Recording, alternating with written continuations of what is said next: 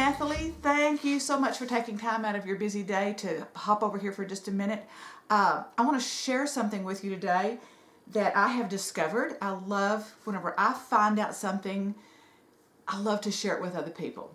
Anyway, so in one of my other videos, and I'll link it below, I found a texture boutique. This is Sizzix texture boutique, and I tried to use it for cutting little Thin Lite die cuts, and so I figured that out. But then I was at Tuesday morning several weeks ago, and I found a Big Shot that's actually made for die cutting. And I've also made a couple of other discoveries that I want to share with you. So hey, I'll change the camera angle and I'll be back with you in just a second. Okay, here's my Big Shot, and it has this nice big plate on it, and it has a thin die adapter. And I've tried this several different ways. There's instructions here on what all goes where and how you do this. And I have even read my instructions several times. And you'll see on this thin die adapter, it has this little green plate. It has a thick plate, the little green plate. These two thicker clear plates, piece of paper, and the die.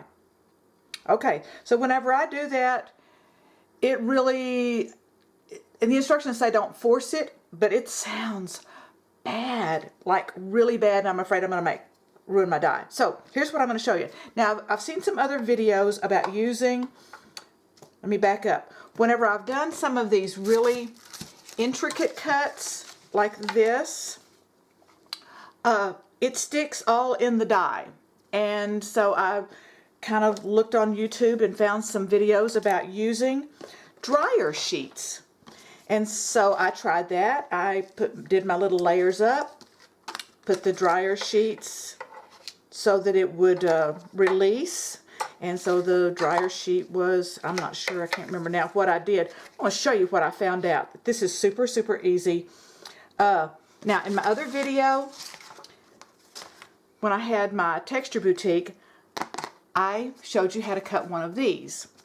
You can figure out however you want to do this. But anyway, this is what is working for me.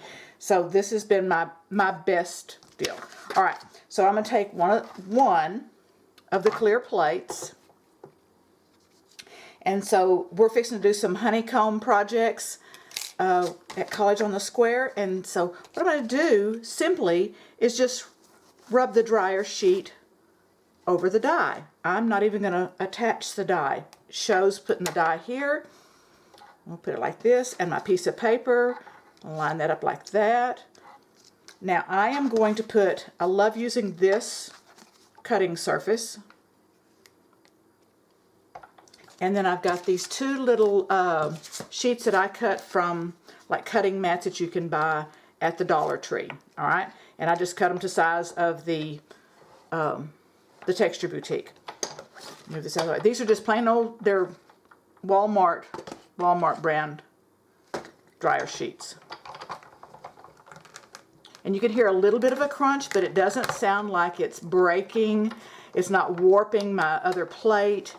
I did try this with just the two plates, and I've tried it several different ways. But look at this. And it doesn't stick in the die either. They come right out of the die. I don't have to push them out of that. They don't stick to this. And even, that was the other thing I was going to show you, is if you'll rub the dryer sheet on this, all those little intricate pieces will fall right off of that too. All right, I want to show you this using the instructions that are on this piece here. So I've got the platform. I've got the thin die adapter. I've got a clear plate, one that comes with the machine. My die, my paper, just like they say, and it's not really thick paper, it's just a piece of, I don't even think it's as thick as cardstock, but it's thicker than copy paper. And so now, and this is per their instructions, as I go in, it is like, and I'm afraid I'll break it. Did you hear it crunch? And I don't want to jam it. So then whenever I back up, and you see it starting to cut, if I take out the green die thin die adapter, so I thought, well, I'll try that. And it just pushes right through. So that's the reason that I came up with the one that I was telling you about, which is, and I'm going to scoot this down a little bit, which is the thin die. Let me put it back up here on the platform, or put the platform here.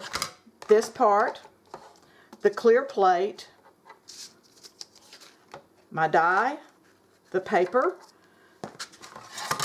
this little cutting board that I have cut to size, and 2 of these that I cut from a chopping sheet that I got at the Dollar Tree.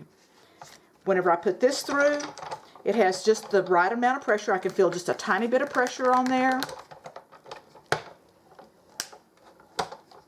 And you don't have to run it back and forth through. You could just go ahead and take it out that way. Let's see.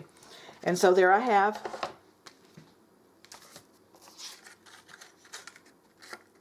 there it is. Just like that. Ta-da! I also want to show you this. Even just that little bitty bit that I just did, where you just barely started to hear it crank, crank, crank. Can you see? It's already left a cut in my plate. And then the first time I did this, that I tried this with another Thin Lite thing, and you can see where it cut in to this surface. So that's the reason I'm using my little cutting plate that I had made myself, and then just a little bit of experimenting to get things where it doesn't tear up my machine or my little plates. All right, thank you so much for watching. If you enjoyed this little quick tutorial, subscribe, hop over to my Haul Closet. There's some freebies that you can get in my free Good Stuff library, and I will see you next time. Bye.